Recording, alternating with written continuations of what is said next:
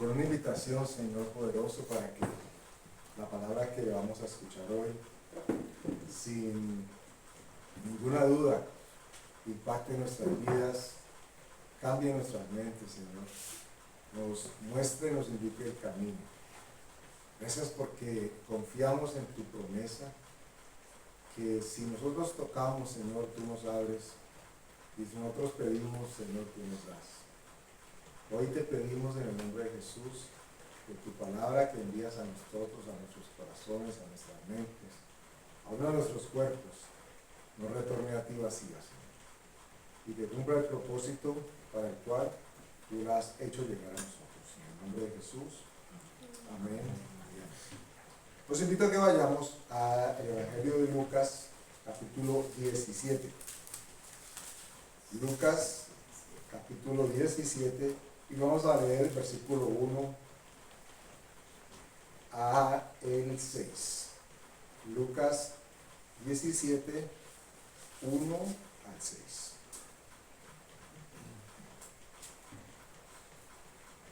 ¿Amén? Dice el versículo 1 así. Dijo Jesús a sus discípulos: imposible es que no vengan tropiezos, mas hay de aquel por quien vienen.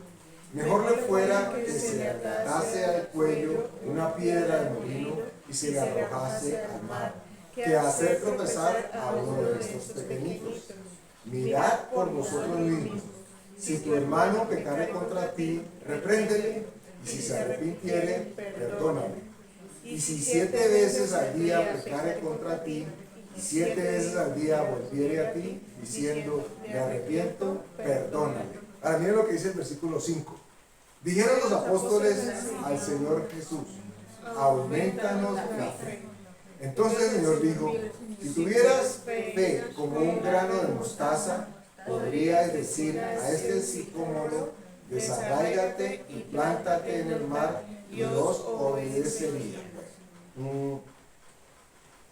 Tenemos aquí varias cositas interesantes e importantes que abarcar. Recuerdan ustedes que hemos venido hablando en los últimos martes, tal vez los últimos 3 martes, a propósito del libro de Jueces, que hablamos de las cuevas, ¿cierto? De Elías, de Gedeón y todos los que estaban asociados, y lo que las cuevas significaban. Encontramos una similitud, o procuramos encontrar esa similitud entre la palabra y nosotros, ¿okay? Hablando y actuando de carácter. Encontrábamos cómo era necesario, número 1, identificar de que existía la gran posibilidad de que nosotros tuviésemos cuevas. Era lo primero que teníamos que aceptar, que la posibilidad existe. Alguien dirá, bueno, por lo menos la posibilidad, pero yo no tengo ninguna, podría decir cualquiera. Pero, pues eso es algo a debatir. Es más, lo más probable es que sí encontremos. Porque si la Escritura dice que, lo tocamos creo que la semana pasada, que Elías, que era un hombre profeta de Dios, estaba sujeto a pasiones como las nuestras, pero era usado por Dios, y Elías estuvo encuevado. Entonces, si le pasó a Elías, pues le puede pasar a cualquiera. Entonces, hablábamos de la necesidad, en primera instancia, de aceptar que aquellos eventos, circunstancias o momentos que en nuestra vida han significado algo fuerte, tal vez, es muy probable que nos hayan dejado una marca o una cicatriz, y en algunos casos que esa cicatriz todavía no estén selladas. A pesar de que han pasado, podrían haber pasado muchísimos años. Y pareciera que entonces eso nos da la excusa, digámoslo así, para actuar, pensar de la misma manera que lo hacíamos en el pasado. Y eso tiene que ponernos a reflexionar. ¿Qué hacíamos nosotros en el pasado cuando aparecían los madianitas? ¿Se acuerdan que es el pueblo opresor que tenía rodeado a los israelíes? Huir. ¿Y hacia dónde huían los israelitas? Hacia las cuevas. Hacia las cuevas. Entonces, es muy probable, de hecho, estadísticamente uno encontraría que es lo más certero, que cuando se encuentre o se enfrente a una situación particular que le recuerde a algo del pasado, a algo que tenía que ver con lo que estaba sucediendo o sucedió como ejemplo en el pasado, es muy probable que la persona se sienta tentada, aún inconscientemente, a regresar a ese mismo espacio, a ese mismo lugar en el que en algún momento encontró, abro comillas, consuelo. Estamos leyendo el Evangelio de Lucas, capítulo 17, versículos 1 al 6. Pero estamos haciendo también una fusión, digámoslo de alguna forma. Como está de moda desde un tiempo para acá en los restaurantes, ¿cierto? Y los chefs hablan de la comida fusión. Entonces, pues, estamos gourmet. Y hablo de comida fusión, aunque la Biblia es fusión en todo momento. Hablo de comida fusión, en este caso, porque estamos alimentándonos con la palabra de Dios, pero como temas que uno diría que pareciera que no tienen que ver el uno con el otro, por eso hablo de fusión. De pronto cuando nos damos cuenta que proceden del mismo plato, han sido cocinados por el mismo chef y han sido preparados los ingredientes por el mismo cocinero, entonces tiene que ser que la esencia, el sazón, están allí presentes. Eso, así, pongamos un poquitico pinchados hoy, digamos que hoy es una fusión. ¿Por qué? Porque estamos leyendo el Evangelio de San Lucas, en el capítulo 17, donde Jesús está hablando a los discípulos, y ellos están con un tema que los tenía un tanto consternados. Lo digo por cómo termina el pasaje desenvolviéndose. Y tenía que ver con el tema del perdón. Y entonces hemos venido hablando en las últimas semanas de cuevas. Y uno dice, ¿pero qué tiene que ver cuevas con perdón? Y tal vez nada o tal vez mucho. Por eso decía que hablamos de fusión. Entonces, como sucedía en el pasado, es muy probable que la tendencia o la primera reacción de una persona, de una familia, de una persona, fuera regresar a aquellas circunstancias que en el pasado le resultaban familiares, acogedoras o por lo menos conocidas. Porque pues uno no puede decir que, por mucho que se acostumbró a vivir en una cueva, no puede terminar diciendo, ay, la cueva es la más linda de todo el mundo. ¿Cierto? Porque cueva es cueva.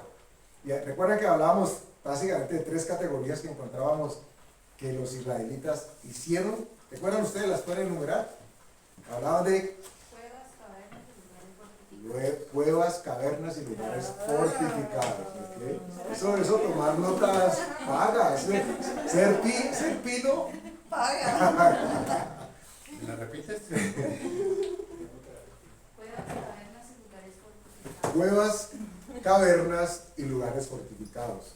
Entonces la cueva es la primera, digamos que es el porche, la antesala. Una vez se acomodó la persona, empieza a buscar más espacios, pero estos espacios no los busca hacia afuera. Esto es lo curioso y lo interesante. Los espacios no los busca hacia afuera porque afuera está, abro comillas, el peligro. Entonces si ya hizo un hueco en la roca o hizo un hueco en la montaña, ¿hacia dónde puede seguir? No tiene otra opción que seguir excavando hacia adentro. Y excavar más hacia adentro de esa cueva que ya acomodó es lo que la segunda instancia nos mandaba. Y era cavernas. La caverna ya no hablaba simplemente de un hueco en la ladera, sino la caverna habla de ampliémonos, hagámonos un cuarto para acá. Estamos viendo una parte de estudio muy estrecho ya. Después de un tiempo se siente estrecho. Entonces, pero aquí tenemos espacio. Y para eso toma tiempo.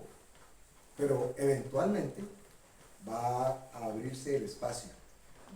Es muy importante que tengan ustedes en cuenta, en la analogía aquí, que como no se puede construir hacia afuera, porque afuera no hay dónde construir, afuera es exponerse, y se ha identificado una señal previa de peligro, peligro, peligro. Si sales, peligro.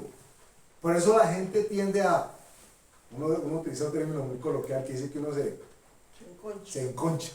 ¿Ok? ¿Qué es cómo uno aterrizaría la idea de enconchamiento? ¿Quiénes son las que se enconchan? Las conchas. Las tortugas. ¿Cierto? Una almeja, por ejemplo, en el mar. ¿Ok? O Otro Crustáceo. no sé si crustáceo, un tipo de molusco, de estos que en el mar, donde las perlas se encuentran, ¿qué son? Concha. Ah, conchas. Conchas. Conchas. No, ¿Qué? no, concha, no sé. Sí, son cerraditas así. Sí, donde están las perlas adentro, son las conchas, es verdad.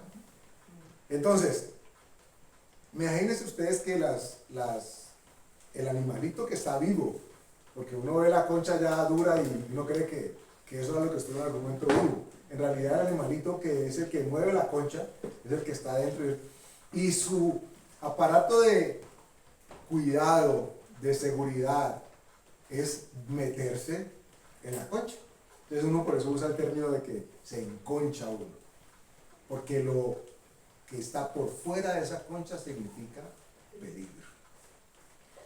¿Y cómo podría una persona encuevada asociar o pensar que por fuera hay peligro? Bueno, esto aún desde la psicología podría tener explicación, pero recuerden que no nos metemos con temas de psicología. Me refiero a que cómo identifica una persona o cómo asocia una persona que esté viviendo una circunstancia de encuevamiento o de enconchamiento con que por fuera de eso hay peligro. Y es que hay algo innato en el ser humano y es dificultad de exponerse ante lo que por fuera esté. Cuando hablo de por fuera me refiero al medio ambiente, a la sociedad, a la familia, al esposo, a la esposa. ¿Cómo nos cuesta abrirnos?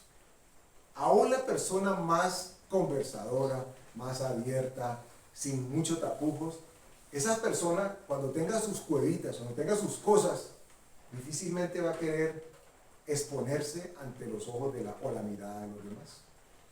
Cuando decimos que lo de afuera se ve amenazante, es porque no nos gusta sentirnos expuestos. Pero con Dios sucede algo totalmente distinto. Dios está esperando, antes que nada, que nosotros nos expongamos a Él y a su luz. No hay otra manera de ser cambiado.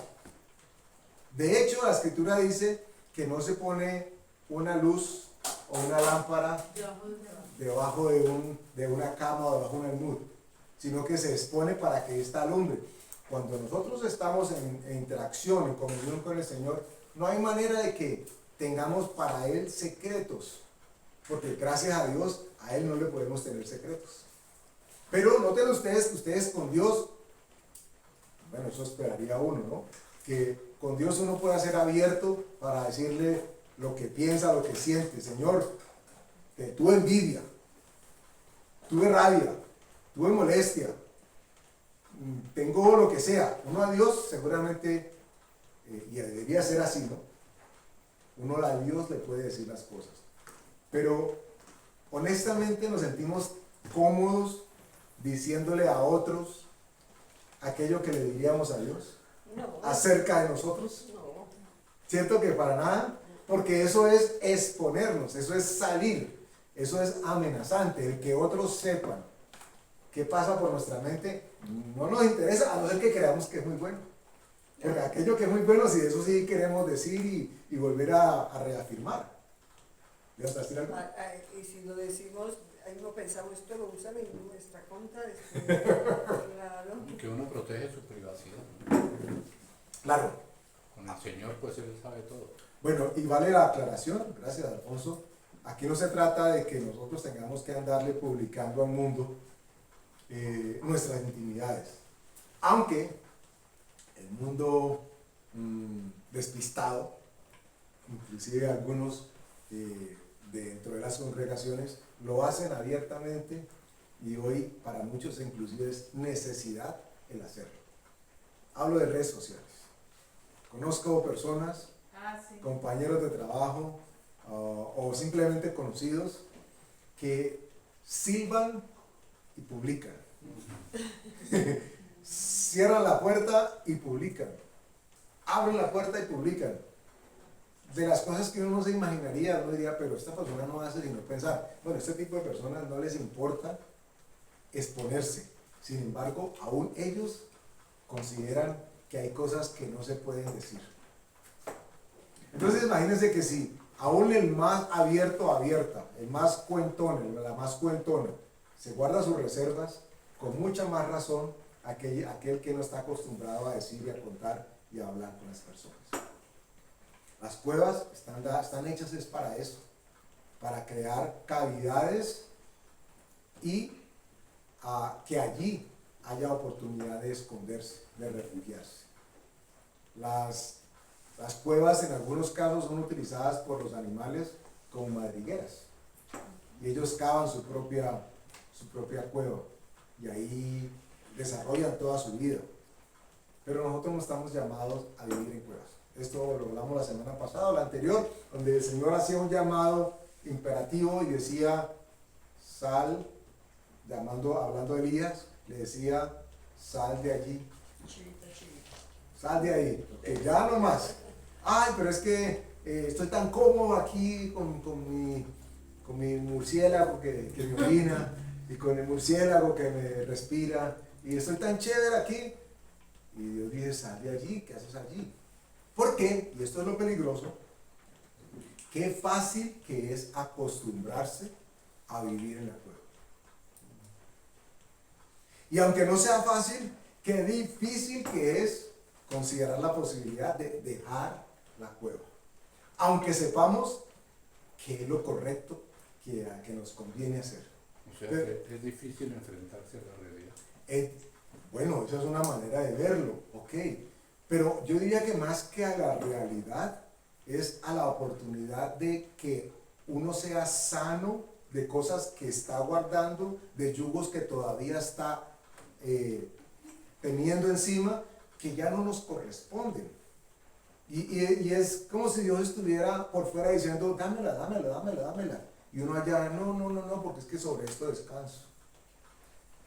¿Ok? O esto me sirve de abrigo, o esto me sirve de lo que sea.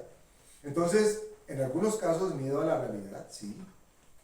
De hecho, desde la psicología se habla de los traumas y cuando son más fuertes, más enconchados hay asociaciones de traumas muy fuertes que hacen que la persona se aleje y se aparte de la realidad. Hizo un bloqueo en su mente de tal manera que esos eventos quedaron por fuera. En muchos casos ni siquiera se acuerdan, en otros simplemente se desconectaron literalmente de la realidad. Pero también dice Dios que nos acordemos de las cosas pasadas, ¿está bien? ¿Que no se Claro, acuerden? claro, pero noten ustedes que nosotros no debemos acordarnos de las cosas pasadas y muchísimo menos de aquellas que nos hicieron daño o con las que hicimos daño, ¿ok? Pero Él está esperando que nosotros le entreguemos nuestras cosas pasadas, porque Él dice que cuando Él asume nuestro pecado, lo desaparece. El pero es que cuando nosotros nos quedamos con esas cosas del pasado, nosotros no hacemos lo que Dios sí haría, que es deshacerse de ellas. Desaparecerlas. Él desaparece todo. El pecado es perdonado en el momento en que es aceptado y que se es arrepentido. No existe, no hay un contexto, ni un verso bíblico, ni siquiera que cerquita que lo acerque. No existe la posibilidad de que haya una bodega llena de todos los pecados acumulados, de todos los nuestros, que Dios tenga ahí guardada, porque ya nos perdonó. Pero el que ha sido justificado, ¿no? Y el que ha querido estar. Claro, estamos hablando de los hijos de Dios que abierta y sinceramente han pedido misericordia y perdón, por supuesto. Pero no existe una bodega de pecados. Porque el ser humano sí sabe hacer eso. Nosotros somos acumuladores. Nosotros compramos algo, ya no sirve, vimos que se dañó, pero lo guardamos allí por si la mosca. yo lo he hecho, por eso no hablo por ninguno de ustedes, hablo por mí. Bote eso, yo digo, el no, que pero... no lo haya hecho, que levante la mano. Bote eso, pero no, porque es que el cable me puede servir. Y de verdad, yo corto el cable, pero dejo el aparato ahí quién sabe cuánto tiempo. Estamos acostumbrados a que lo que tenemos, porque es con lo que nos hemos acostumbrado, así nos sirva, como que si indicara algún tipo de posesión nuestra, entonces nos da algo de tranquilidad saber que tenemos algo, así no funciona. Eso sucede cuando entramos a esos lugares oscuros que son nuestras cuevas, aquellos que o la vida, las circunstancias o nosotros mismos hemos labrado. Y Dios quiere, como sucede con toda cavidad, cuando uno va al odontólogo y tiene o tuvo una caries, el odontólogo no simplemente llega y quita por encima, sino que ¿qué hace con la caries? ¿Qué tiene que pasar con la cavidad del diente? Hasta el fondo, Tiene, porque tiene que llegar y limpiar, y después de que limpió no dice, ah bueno, listo, chao. Dice que tiene que rellenar. ¿Ok? Bueno, ahora hay unas resinas que Tienen son que muy... jugar. Tienen que hacer algo para que esa cavidad no quede otra vez expuesta, porque si no, va a volver a acumularse, quiera o no quiera, se va a acumular. Mientras que cuando está llena, ya no hay posibilidad de que se acumule nada. Y Dios nos dice a nosotros, nos habla ahora de la llenura del Espíritu Santo. Por eso no debe haber en nosotros rincón alguno que nosotros no se lo expongamos a Dios. Miren, el que nosotros no le digamos a Dios no significa que Él no lo sepa. ¿Ok? Uno puede decir, tú no, no, qué pena con Dios, ni a Dios se lo digo, ya lo sabe. No, Dios no está, solamente está esperando, y esto es lo hermoso, que nosotros nos deshagamos de Él. Como si uno estuviera cargado con una bolsa muy pesada, y Dios está estirando la mano para diciéndonos, hijo, hija, ya no lo lleves más tú, entrégamelo.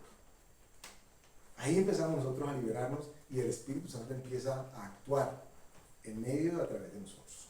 Regresamos a Lucas, donde los discípulos están hablando a propósito de qué tropiezos puedan venir, de qué circunstancias se pueden presentar en el día a día del cristiano que lo puedan afectar. Y Jesús empieza a decirles, sí, los tropiezos pueden venir, pero hay de aquel por quien vengan los tropiezos. Y entonces empieza a decir, si tiene algún inconveniente con un hermano, con una hermana, con un vecino o vecina, perdónenlo. Y hasta 7 veces, si viene, vuelvan a perdonar, y si se arrepintiere, vuelvan a perdonar 7 veces. Y a mí me llama la atención, de manera muy particular, por favor lean el versículo 5. Estamos en el capítulo 17 y vamos a leer en este momento el 5. Amén. Dice, dijeron los apóstoles al Señor, aumentanos la fe. Ahora, aquí hay varias cositas que me gustaría compartir con ustedes. La primera, la Escritura hace uso de distintas expresiones para referirse a quienes caminaban con el Señor Jesús día y noche. Y en muchos momentos los llama como discípulos, porque estaban siendo discipulados, pero en este momento los llama apóstoles. ¿Ok? Y uno diría, bueno, y Andrés, ¿y qué más aprendemos con eso? Tal vez nada o tal vez mucho. Porque recuerden que la Escritura nos dice que Elías era un hombre tal y como nosotros, pero sujeto a pasiones. Jesús les estaba hablando a ellos a propósito del perdón. Y la Escritura aquí los llama apóstoles. Ya el solo hecho de entrar en una figura de apostolado implica que el discipulado se ha estado tomando su trabajo y está cumpliendo con el propósito que se ha hecho. Porque no cualquiera se llama apóstol. ¿Qué entienden ustedes por apóstol? ¿Qué significa apóstol?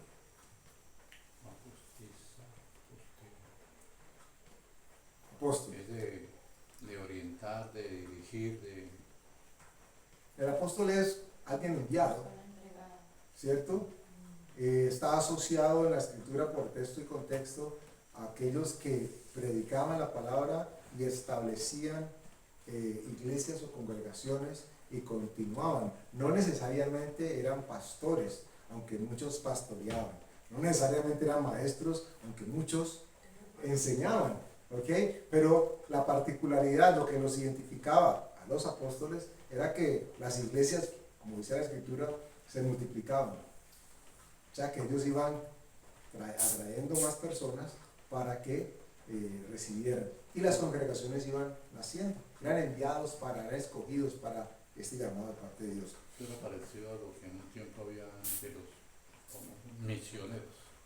Bueno, los misioneros, vale la pena mencionarlo, Los misioneros pueden estar dirigidos a la evangelización y continúan su camino, o a abrir misión en términos de dejar iglesias establecidas o por lo menos naciendo y continuar su camino.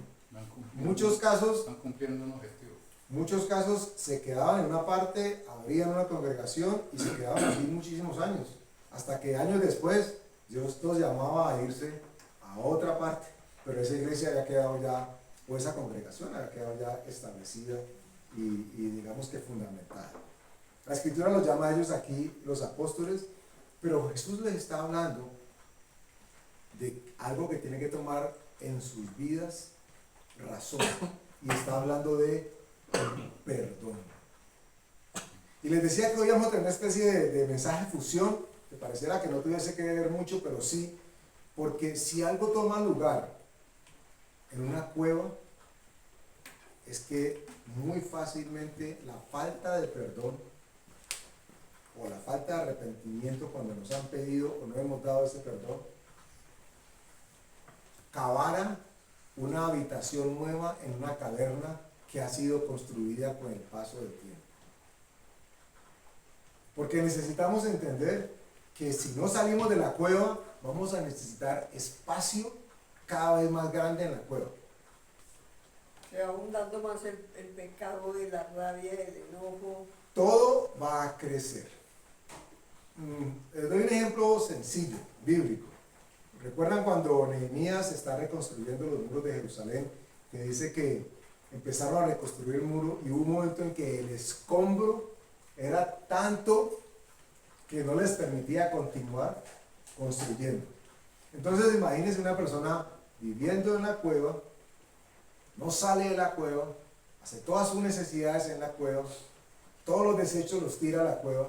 Va a llegar un momento en que va a necesitar más espacio, así sea para los mismos desechos. Y como no quiere salir, lo que va a hacer es cavar más hacia adentro. Y esto no toma lugar de un día para otro, en algunos casos sí. Pero como cada vez va a necesitar más y más espacio, entonces va a abrir la caverna. Y va a llegar un momento en que el espacio es muy grande, pero se ve afectado porque tiene muchas posibles entradas, entonces se prepara para defenderse.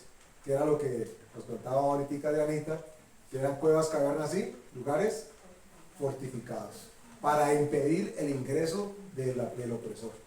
Y el opresor, abro comillas, se ve a cualquier persona que pudiese ser considerada como agresor para ventilar el espacio en el que se está habitando oscuro, húmedo.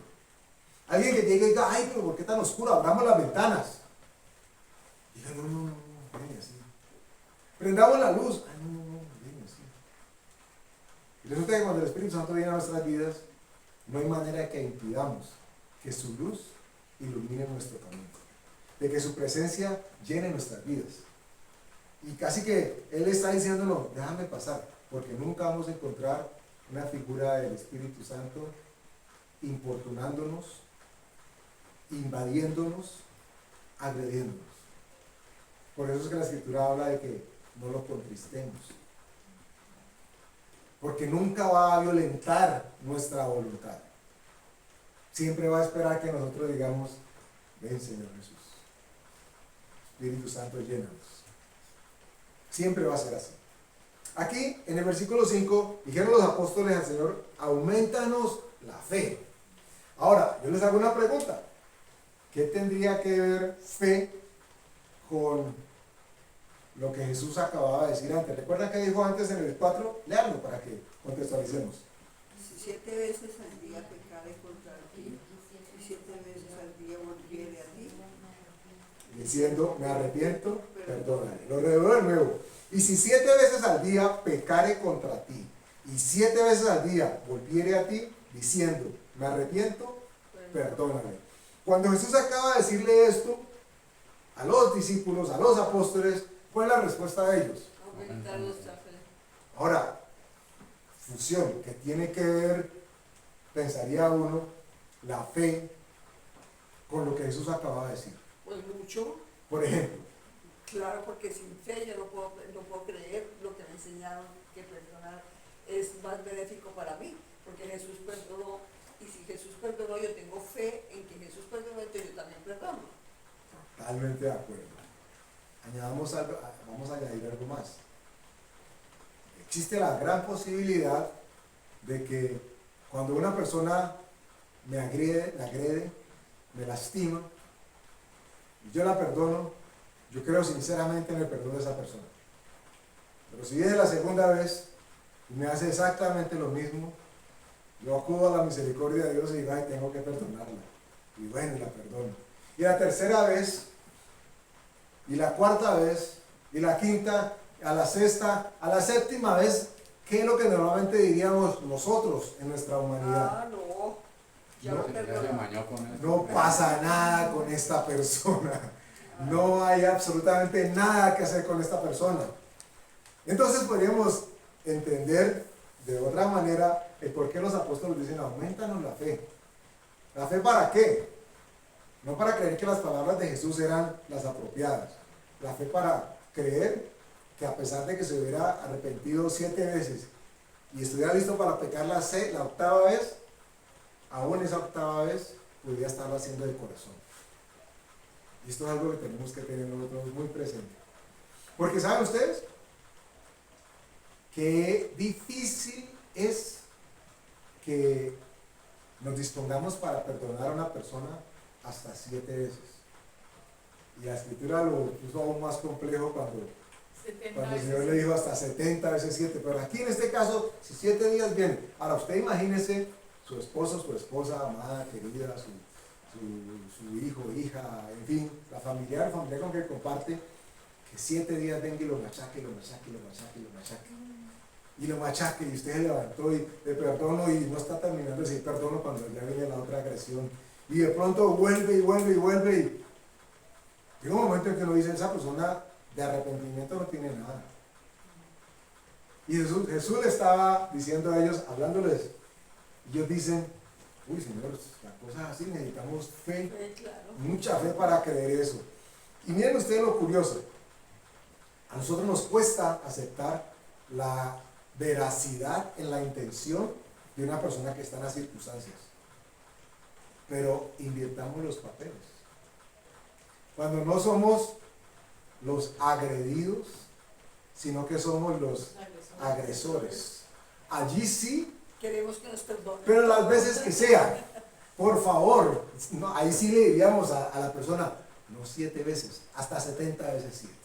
Porque queremos, nos interesa que a nosotros sí nos comprendan, sí nos acepten, sí nos perdonen. A nosotros sí. O sea, entiéndeme a mí. Pero cuando me toca al contrario, yo te voy a entender unas cuantas veces. Y esto cuesta.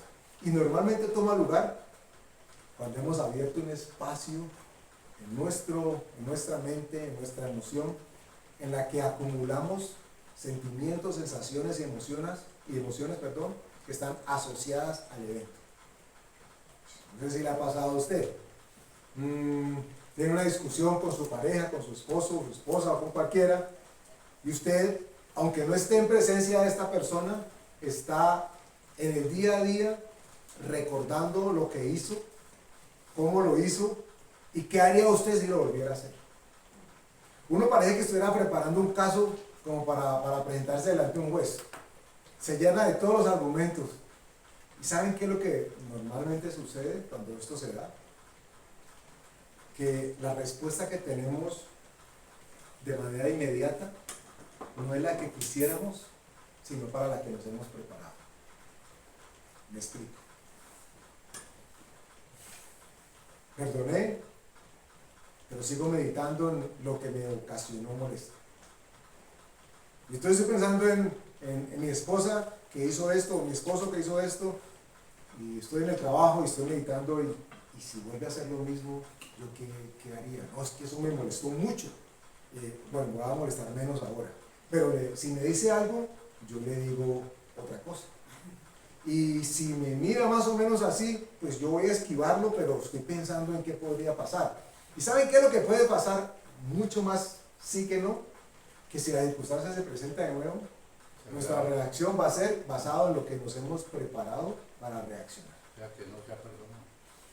De pronto hasta sinceramente sí, porque el Señor Jesús decía que si venía arrepentido 7 veces, sí, y de pronto uno sinceramente también ha perdonado, pero somos humanos.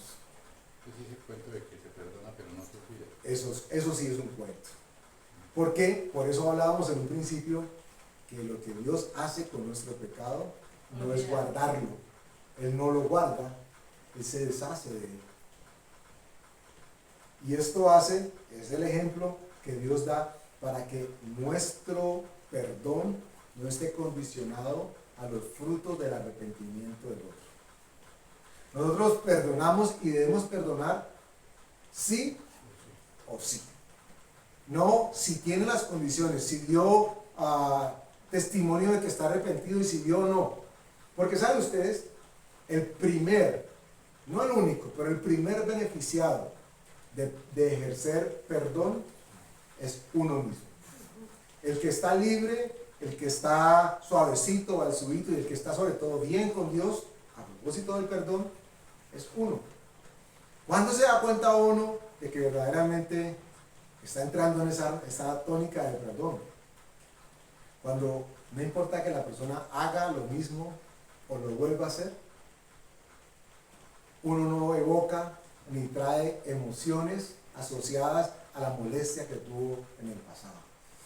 Yo ustedes esperan decir, uy, pero entonces no, pues ¿cómo así? Si yo me acuerdo y me da rabia todavía. O yo me acuerdo y me molesta todavía. Por eso ellos estaban pidiendo que necesitaban más fe. Querían tener fe para creerlo. Lo que Jesús les estaba diciendo, pero sobre todo para vivirlo y aplicarlo. Necesitamos que esas cuevas, en donde alguna circunstancia de no perdón,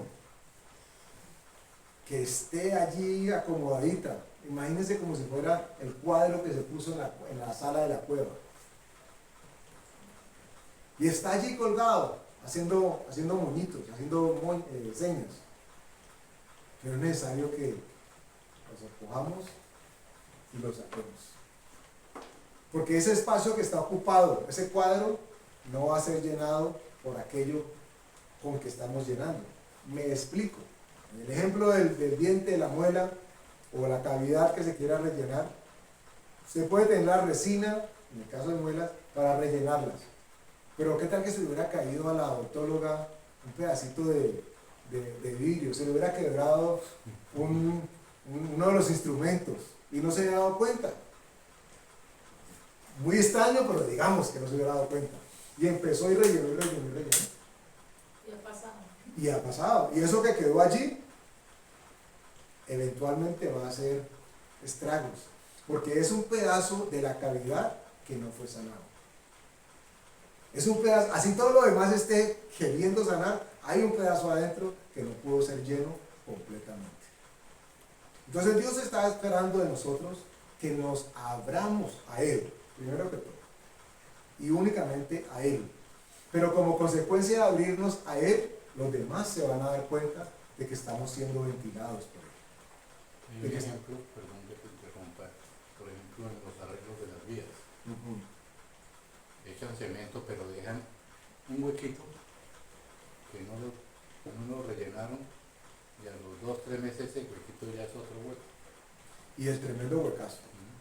Y hay algo muy particular, y es que el agua entra por la cavidad que sea.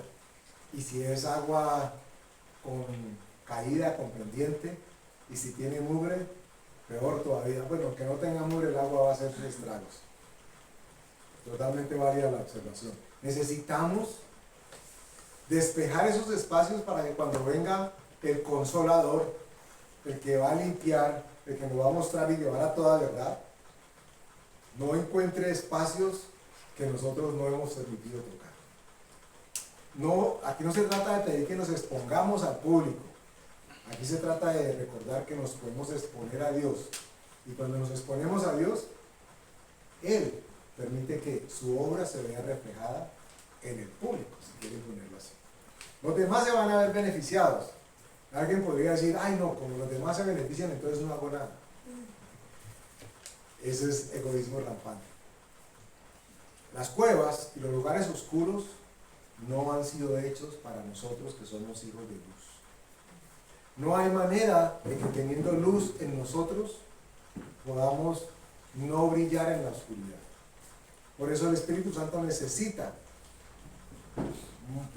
nosotros necesitamos descubrirle a Dios aquellos rincones para que podamos ser limpios verdaderamente, para que se pueda sacar absolutamente toda la suciedad que hay allí y el relleno que llegue, o la llenura que llegue más bien, sea plena y completa.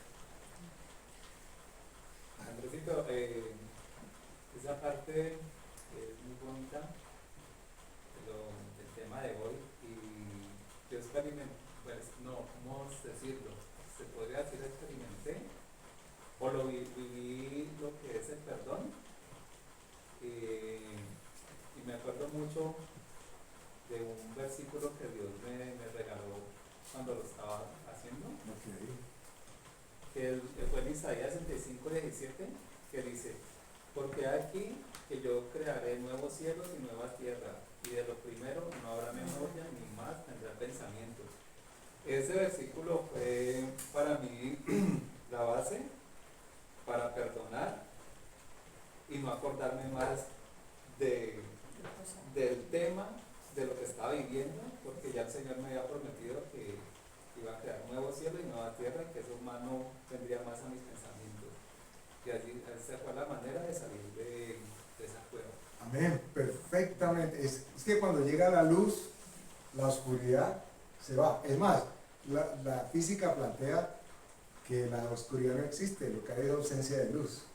Eso es un juego de palabras ahí, ¿cierto? Pero es que cuando hay luz, ya no hay oscuridad. Y la escritura dice, y nos recomienda a nosotros, que lámpara es a mis pies tu palabra. La palabra de Dios alumbra nuestro camino y debe alumbrar nuestro entendimiento para que podamos entender y aceptar aquello que Dios nos da. Siempre buscando nuestra libertad y nuestra liberación. Uno le dice, Señor, ilumíname. Tal cual. Uno lo dice. Y eso es lo que hace la palabra. Cuando llega un momento en que la rabia, la molestia o la circunstancia aparece de nuevo. Porque Dios hace la obra en uno, pero uno todavía no sabe si en el otro está tomando lugar obra alguna. Entonces, el que hacía lo que me molestaba, lo sigue haciendo. ¿Yo qué voy a hacer con eso que me molestaba? Tengo dos opciones. O me emparejo y pongo mi punto de vista para que eso no se repite, o llega un momento en que eso ya no me afecta. Llega un momento en que eso, abro comillas, me resbala. Pero me resbala no solamente desde el punto de vista de que no me importa, allá ellos o allá ellas. Me resbala desde el punto de vista de que no me afecta. Porque seguramente, ejemplo, si entraron aquí y vieran una escoba o un sucio allí, dicen, ay, pero todos entraron y nadie lo recogió. ¿Cierto? Yo podría hacer dos cosas con eso. Molestarme mucho porque ninguno de ustedes lo recogió. O simplemente, no lo recogieron. Ah, bueno, señor, después lo recojo yo. Si es algo que a mí me termina incomodando. ¿Cierto? Pero, ¿qué tal que entonces yo llegara, Señor, no pude predicar? Yo veía ese papel ahí encima y cómo la gente pasaba por encima y no lo recogía. Entonces, qué bendición hubo allí con aquello de lo que yo me quiero desprender. Por eso el tema de las cuevas debe ser tratado y debe ser ejercitado en términos de limpieza en nuestras vidas. Y lo decíamos al principio, que lo primero que debe tomar lugar es aceptar, abro aquí el paréntesis, la posibilidad de que las tengamos. Porque uno podría decir, no, yo ya estoy bien, Dios ha tratado con mi vida, gloria a Dios, eso puede darse. Pero abrirnos a la posibilidad de que sí tenemos necesidad, de que Dios llene todos esos espacios de nuestra vida. Eso es lo primero que tiene que pasar. Ya nos abrimos a la posibilidad, entonces dice Dios, listo, ya crees que tú también eres portador del pecado, como lo somos todos. Ahora lo que Dios busca es que ya el pecado no nos afecte, que el pecado no saque su ponzoña y nos pique, Porque el pecado fue por Dios vencido a través de Jesús en la cruz de Calvario. Y quiere que la libertad con que Él hizo libre a todos los que lo aceptaron llegue también a nuestras vidas. Los apóstoles estaban diciendo: Señor, Aumenta nuestra fe. aumentanos la fe. Y vaya que sí necesitamos en varios momentos como que una fe, no la de sanar enfermos o la de orar por las personas, sino la de creer que el que tenemos enfrente nos está diciendo la verdad. Que el que tenemos enfrente está arrepentido sinceramente.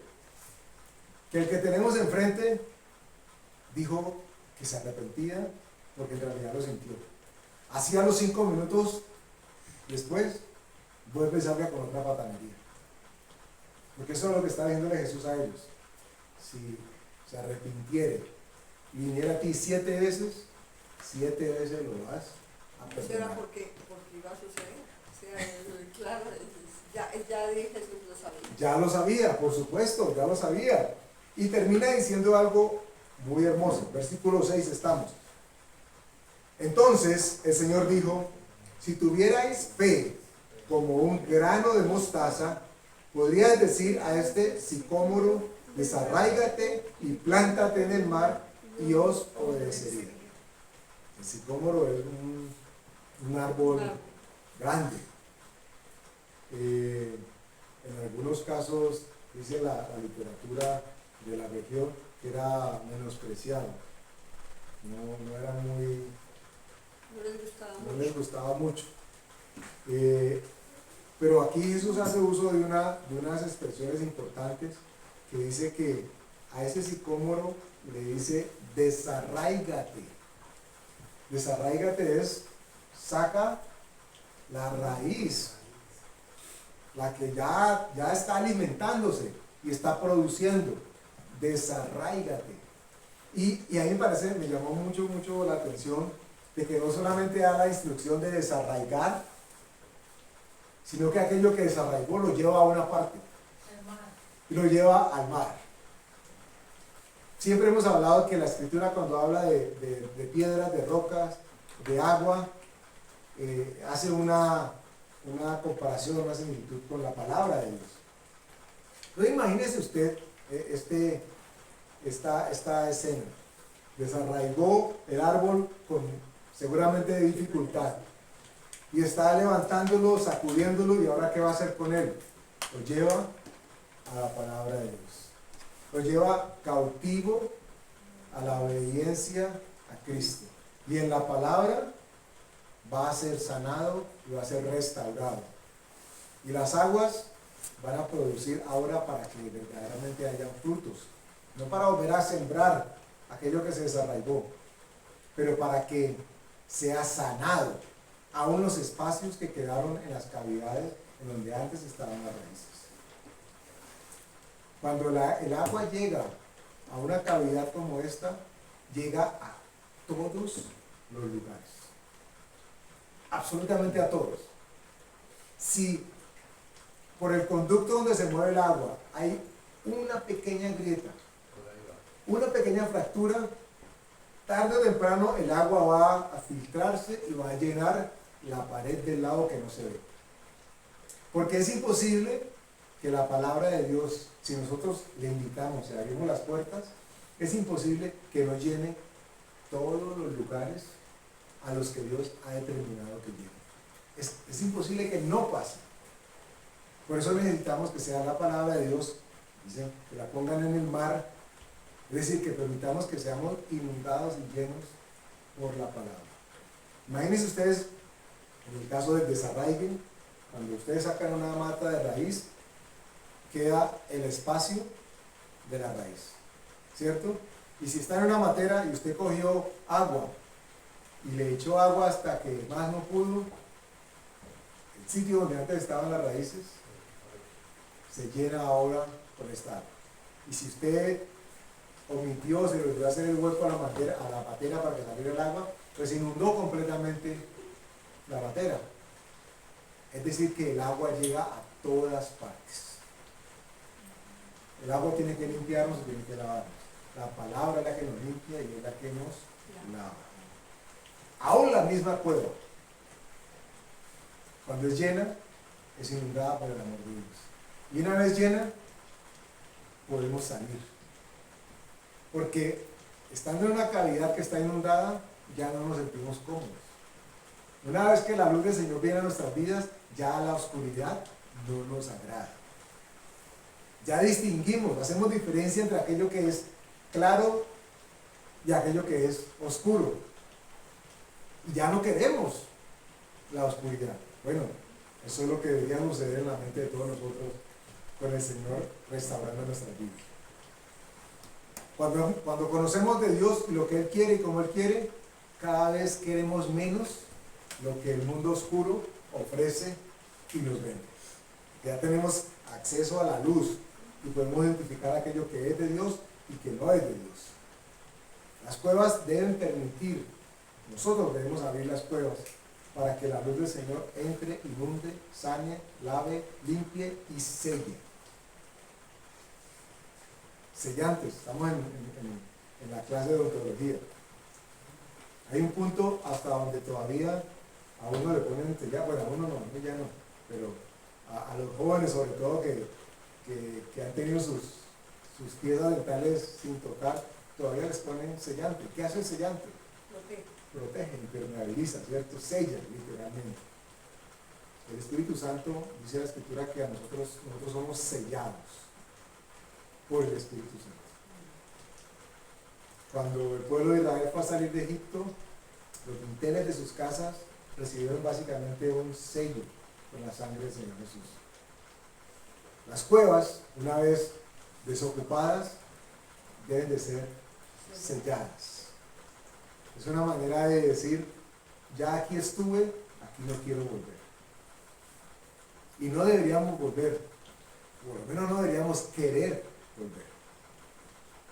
Tal vez las circunstancias lleven a que se vuelva, pero no deberíamos desear estar otra vez en las mismas circunstancias, a pesar de que las conociéramos.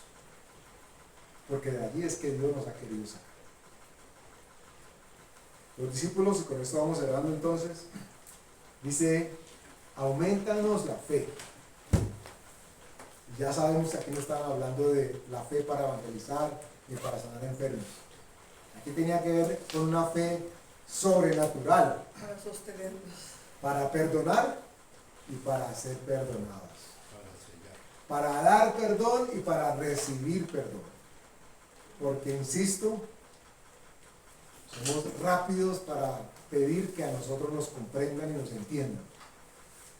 Pero somos lentos para hacer lo mismo con la otra persona. Con ellos sí queremos ser implacables, pero con nosotros sí que tengan misericordia. Tenemos entonces que permitirle a Dios que llene todos esos espacios. Y si es necesario, como ellos lo hicieron, Señor, auméntame la fe. Pero ya sabe que no está pidiendo fe para que le lleguen las cosas.